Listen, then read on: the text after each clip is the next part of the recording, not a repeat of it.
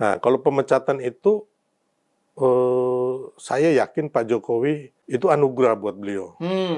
Suatu kebahagiaan, beliau udah terbebas dari partai yang menurut masyarakat nih ya, kalau kita lihat partai Banteng Merah ini kan sangat arogan, ya kan, suka memfitnah, terus banyak kadernya juga yang korupsi, ya kan, suka marah-marah.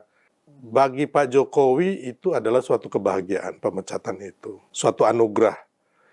Bagi Partai Banteng, Partai Merah, ini bisa jadi besok akan sangat menyakitkan nih Mas.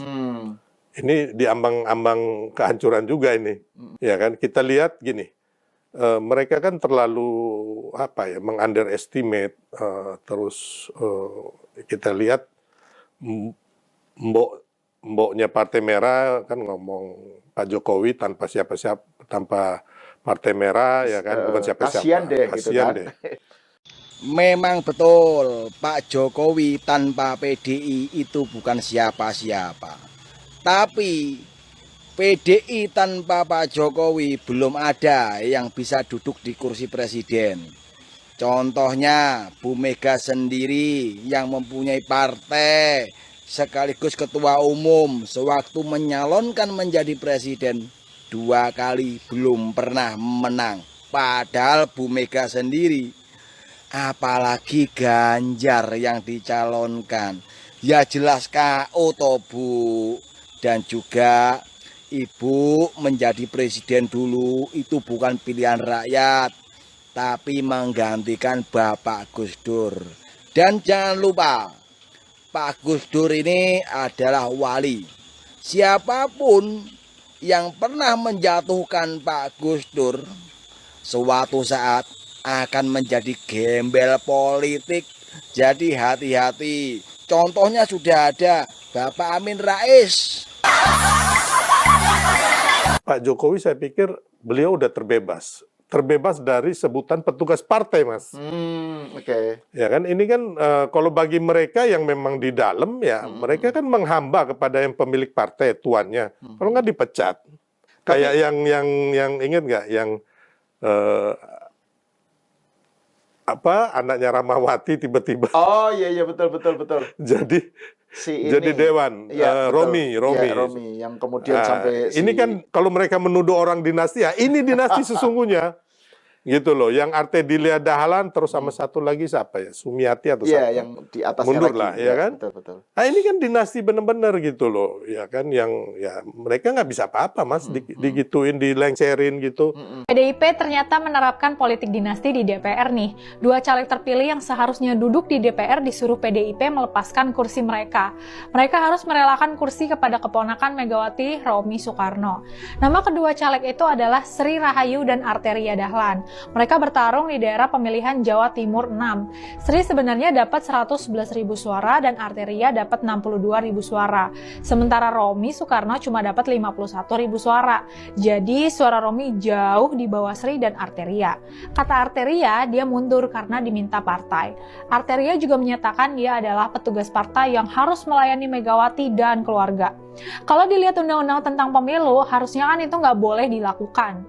Caleg terpilih hanya boleh mundur kalau meninggal, sakit, terpilih jadi eksekutif, kena perkara hukum atau alasan pribadi lain yang nggak terkait sama partai. Sementara Sri dan Arteria mengaku mundur karena diminta partai. Duh, PDIP kok gitu banget sih? Kalau seorang caleg yang menang bisa mundur begitu saja untuk diganti caleg lain, bahaya banget dong nasib demokrasi kita. Kalau partai bisa nentuin sendiri siapa yang lolos dan nggak lolos, ngapain juga kita harus bikin pemilu? Kesannya, PDIP jadi mengistimewakan Romi karena dia cucu Soekarno dan keponakan Bu Ketua Umum.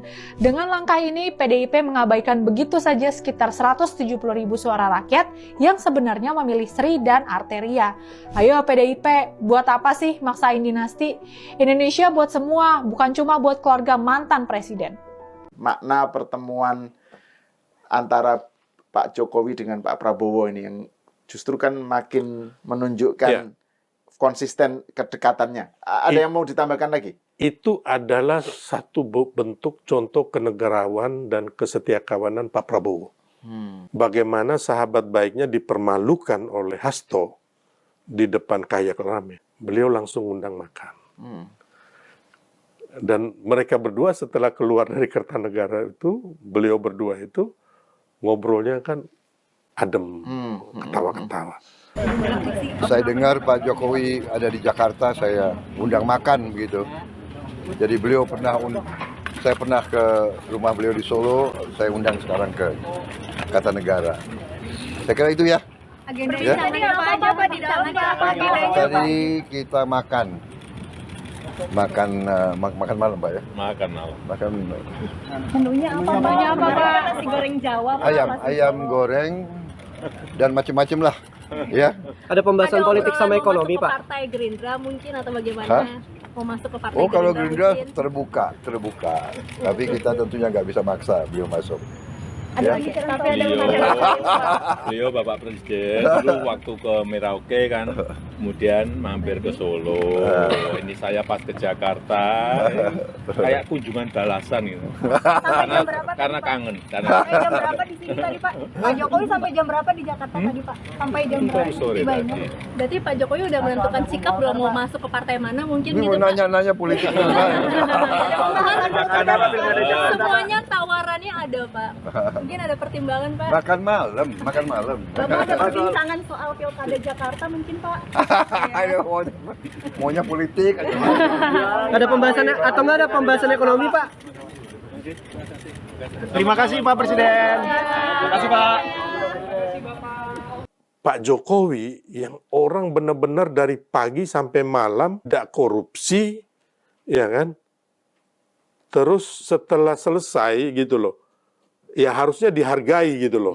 Kalau salah ya tunjukin salahnya di mana, jeratlah dengan jerat-jeratan hukum gitu loh. Tapi Pak Prabowo meninggikan derajat Pak Jokowi. Makanya benar Mas, bahwa ada orang yang ketika direndahkan, Tuhan itu nggak tidur, akan ditinggikan. Ya kan, ya kita ngomong seperti penjual es kemarin, ya kan, Iya, betul, sama betul. Gus Miftah ya. Ya.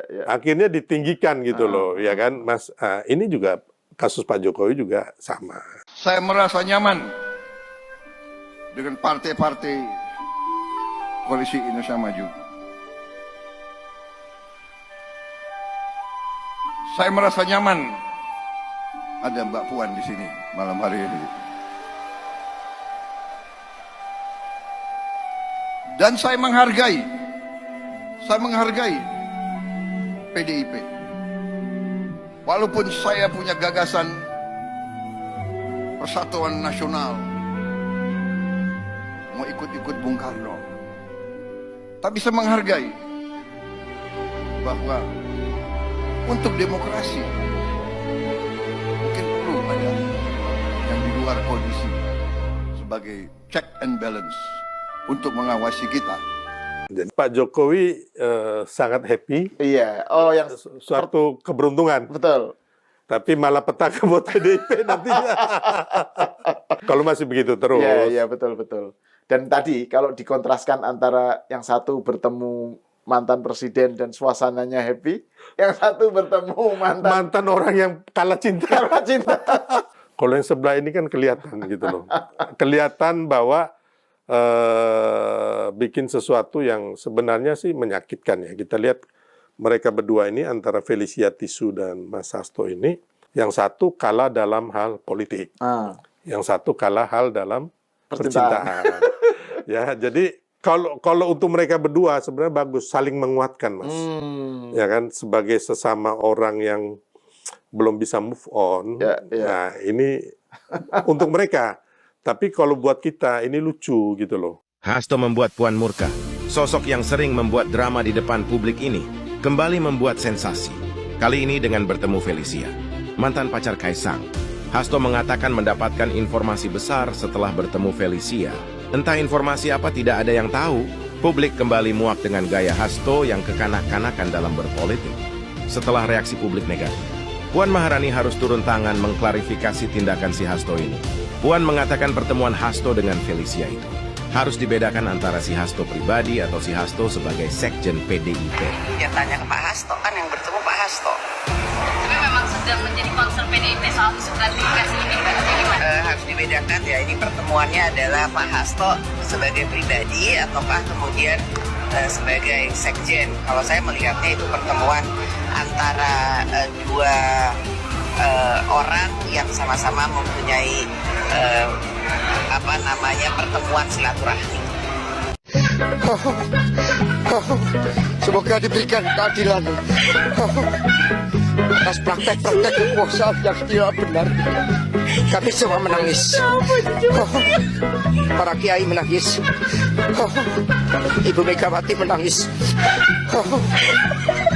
Kami tidak menyangka.